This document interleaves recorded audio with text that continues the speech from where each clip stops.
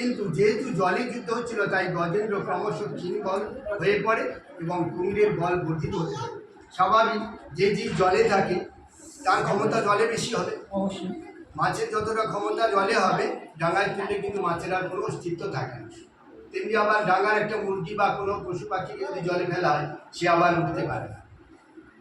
অসহায় হয়ে তার রক্ষার আর কোনো উপায় নেই দেখে গজেন্দ্র তখন ভগবানের শ্রী পাদপদে শরণ গ্রহণ করেছিলেন। শ্লোক 1।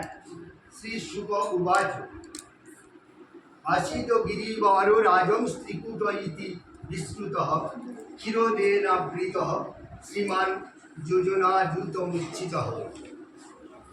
শ্রী সুখদেব গোস্বামী বললেন, হে রাজন, ত্রিকূট নামে এক অতি বিশাল পর্বত, তার উচ্চতা 10,000 যোজন, 80,000 মাইল।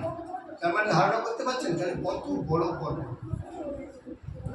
10,000 যোজন, 80,000 মাইল। আমরা একটুখানি এক মাইল দূর হলে মনে করি হাঁটতে হলে কত রাস্তা। ক্ষীর সমুদ্রের দ্বারা বেষ্টিত এই পর্বতটি অত্যন্ত সুন্দর।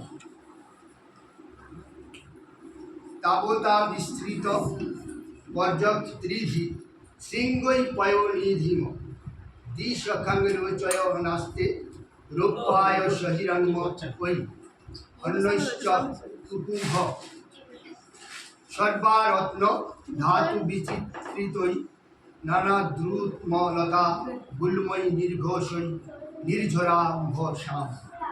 সেই পর্বত দৈর্ঘ্যে এবং প্রস্থে সমান